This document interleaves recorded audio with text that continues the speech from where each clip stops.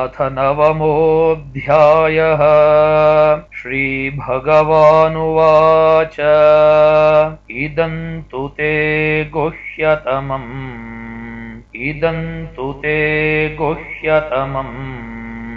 प्रवक्ष्याम्यनसूयवे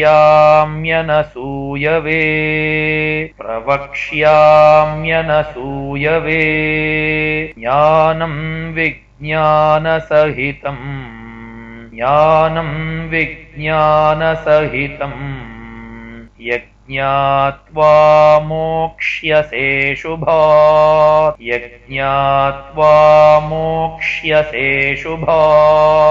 राजविद्या राजगुह्यम्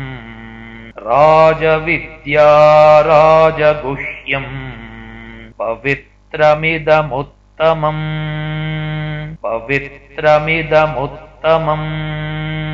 प्रत्यक्षावगमं धर्म्यम्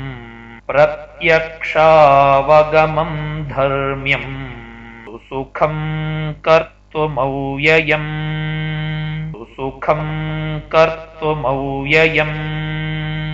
अश्रद्दधानाः पुरुषा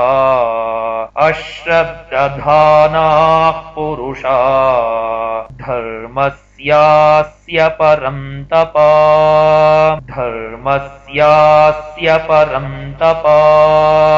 अप्राप्य मां निवर्तन्ते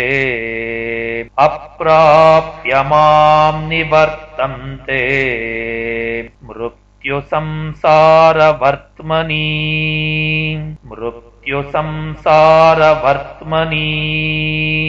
मया ततमिदं सर्वं जगदव्यक्तमूर्तिना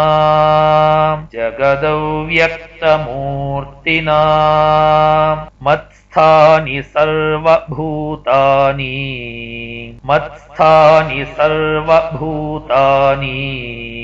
न चाहं तेष्वस्थितः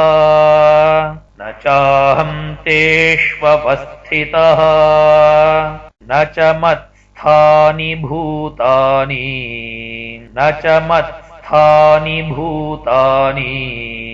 पश्य मे योगमैश्वरम्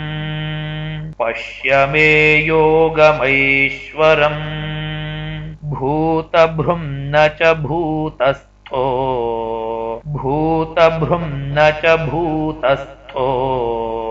ममात्मा भूतभावनः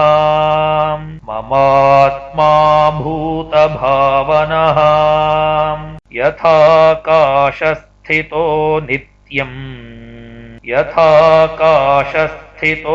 नित्यम् वायुः सर्वत्र गोमहान् तथा सर्वाणि भूतानि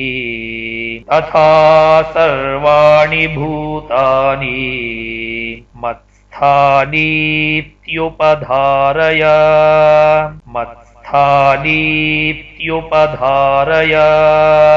सर्वभूतानि कौन्तेय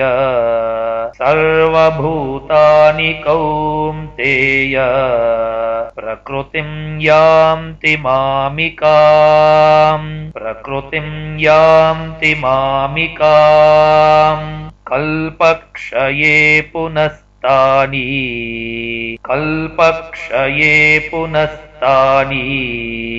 कल्पादौ विसृजाम्यहम्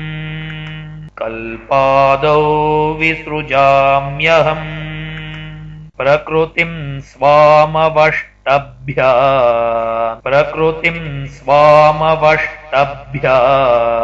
विसृजामि पुनः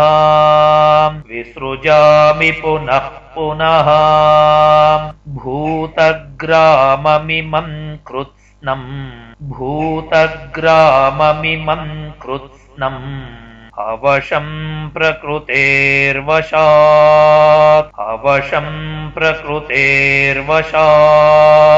न च मां तानि कर्माणि न च मां तानि कर्माणि निबध्नन्ति धनञ्जय निबध्नन्ति धनञ्जय उदासीनवदासीनम्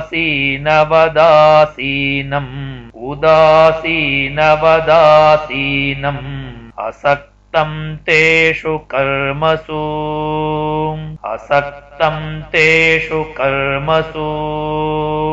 मय्याध्यक्षेण प्रकृतिः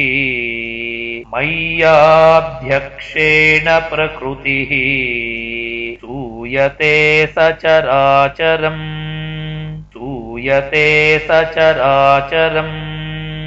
हेतुनानेन कौन्तेय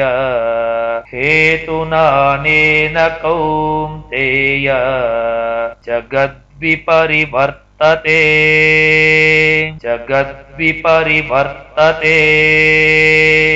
अवजानन्ति मां मूढाः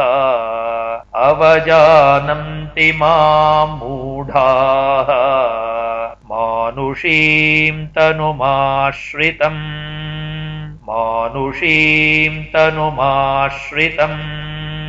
परं भावमजानन्तो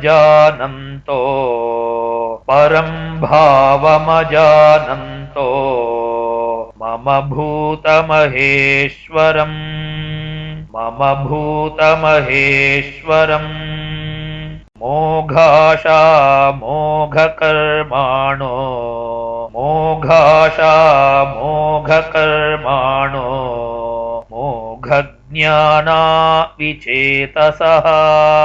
मोघज्ञाना विचेतसः राक्षसीमासुरीं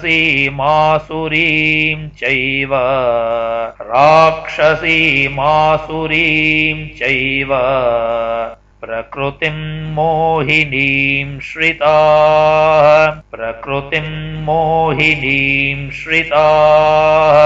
महात्मानस्तु मां पार्थ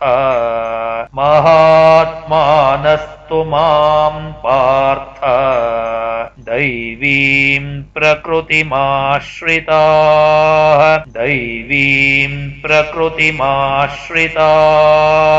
भजन्त्यनन्यमनसो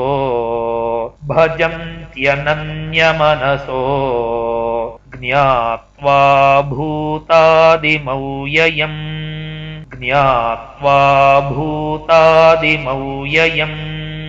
सततं कीर्तयन्तो मां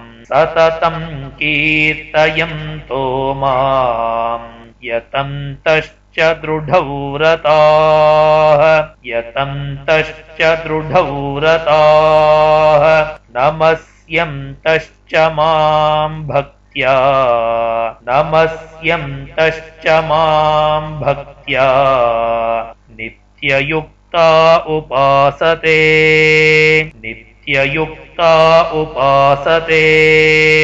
ज्ञानयज्ञेन चाप्यन्ये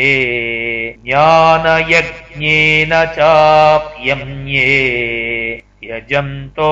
मामुपासते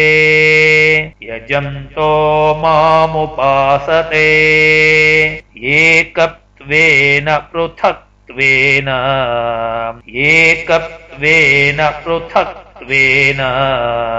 बहुधा विश्वतोमुखम्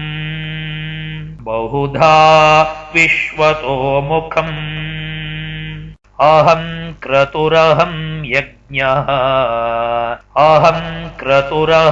यज्ञः स्वधाहमहमौषधम्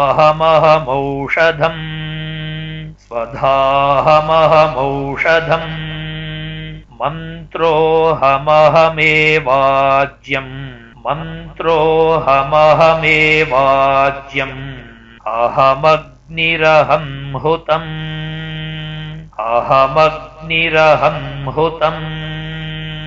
पिताहमस्य जगतो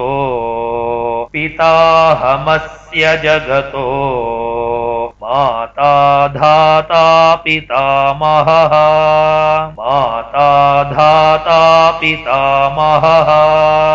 वेद्यं पवित्रमोङ्कार वेद्यं पवित्रमोङ्कार रुक्सामयजुरेव च रुक्सामयजुरेव च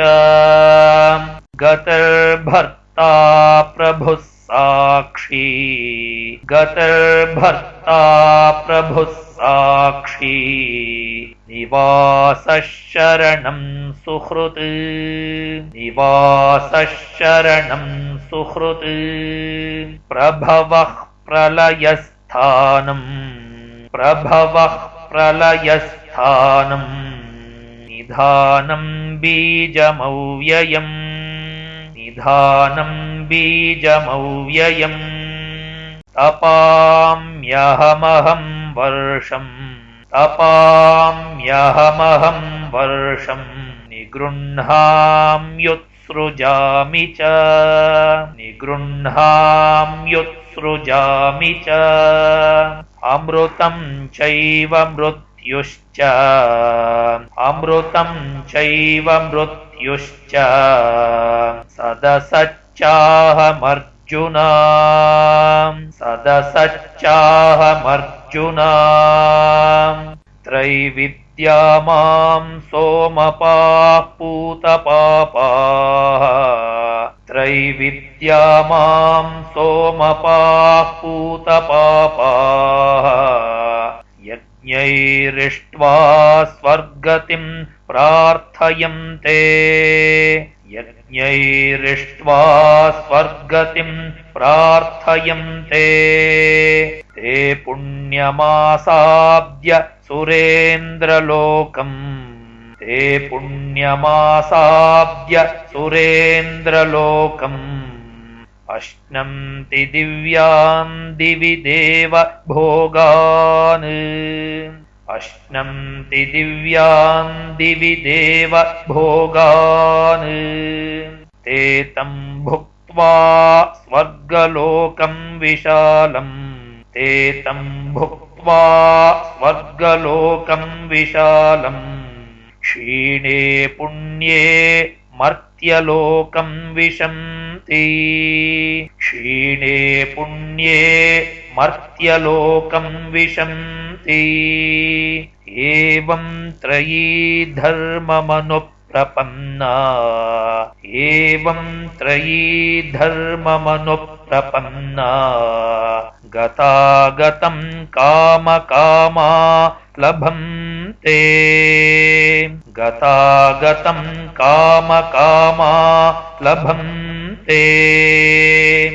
अनन्याश्चिन्तयन्तो माम् अनन्याश्चिन्तयन्तो माम् ये जनाः पर्युपासते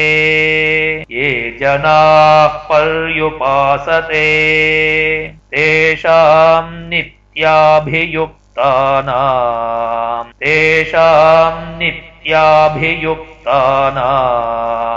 योगक्षेमं वहाम्यहम्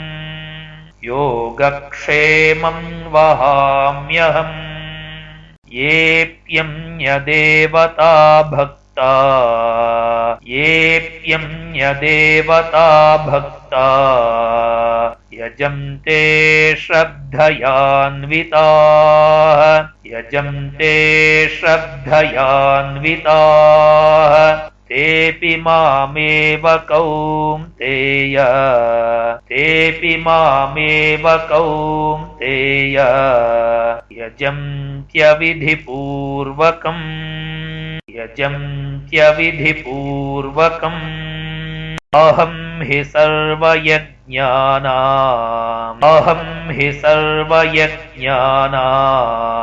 भोक्ता च प्रभुरेव च भोक्ता च प्रभुरेव च न तु मामभिजानन्ति न तु मामभिजानन्ति तत्त्वेनातश्च्यवन्ति ते तत्त्वेनातश्च्यवन्ति प्रपश्यवन्ति ते यान्ति देवव्रता देवान् यान्ति देवव्रता देवान् पितॄन् यान्ति पितृव्रताः पितॄन् यान्ति पितृव्रताः भूतानि यान्ति भूतेज्या भूतानि यान्ति भूतेज्या यान्ति मद्याजिनोऽपि माम् यान्ति मद्याजिनोऽपि माम् पत्रं पुष्पं फलं तोयम् पत्रं पुष्पं फलं तोयम् यो मे भक्त्या प्रयच्छति यो मे भक्त्या प्रयच्छति तदहं भक्त्युपहृतम् तदहं भक्त्युपहृतम् अश्नामि प्रयतात्मनः अश्नामि प्रयतात्मनः यत्करोषि यदश्नासि यत्करोषि यदश्नासि यज्जुहोषि ददासि यत् यज्जुहोषि ददासि यत् यत्तपस्यसि कौन्तेय यत्तपस्यसि कौन्तेय तत्कुरुष्व मदर्पणम् तत्कुरुष्व मदर्पणम् शुभाशुभफलैरेवम् शुभाशुभफलैरेवम् मोक्ष्यसे कर्म बन्धनैः मोक्ष्यसे कर्म बन्धनैः संन्यासयोगयुक्तात्मा संन्यासयोगयुक्तात्मा विमुक्तो मामुपैष्यसि विमुक्तो मामुपैष्यसि समोऽहं सर्वभूतेषु समोऽहं सर्वभूतेषु न मे द्वेष्योऽस्ति न प्रियः न मे द्वेष्योऽस्ति न प्रियः ये भजन्ति तु मां भक्त्या ये भजन्ति तु मां भक्त्या मयि ते तेषु चाप्यहम् मयि ते तेषु चाप्यहम्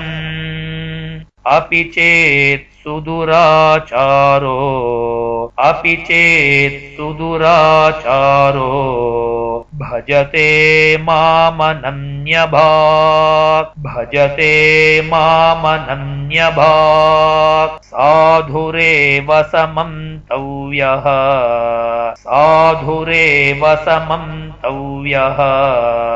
सम्यक् व्यवसितो हि सः सम्यक् व्यवसितो हि सः क्षिप्रं भवति धर्मात्मा क्षिप्रं भवति धर्मात्मा शश्वच्छान्तिं निगच्छति शश्वच्छान्तिं निगच्छति कौन्तेय प्रतिजानीहि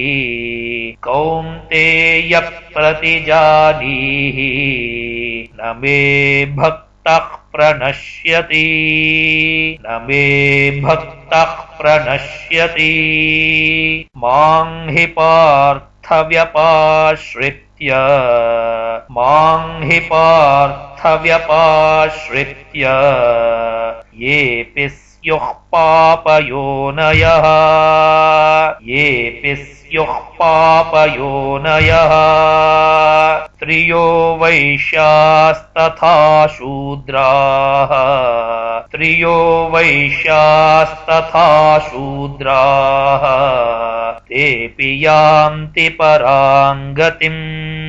तेऽपि यान्ति परां गतिम् किं पुनर्ब्राह्मणाः पुण्या किं पुनर्ब्राह्मणाः पुण्या भक्ता राजर्षयस्तथा तथा भक्ता राजर्षयस्तथा अनित्यमसुखं लोकम् अनित्यमसुखं लोकम् इमं प्राप्य भजस्व माम् इमं प्राप्य भजस्व माम् मन्मना भव मद्भक्तो मन्मना भव मद्भक्तो मद्याजी मां नमस्कुरु मद्याजी मां नमस्कुरु मामेवैष्यसि युक्त्वैवम् मामेवैष्यसि युक्त्वैवम् आत्मानं मत्परायणः आत्मानं मत्परायणः ॐ तत्सदिति श्रीमद्भगवद्गीतासु उपनिषत्सु ब्रह्मविद्यायां योगशास्त्रे श्रीकृष्णार्जुनसंवादे राजविद्या राजगुह्ययोगो नाम नवमोऽध्यायः। ॐ तत्सत्।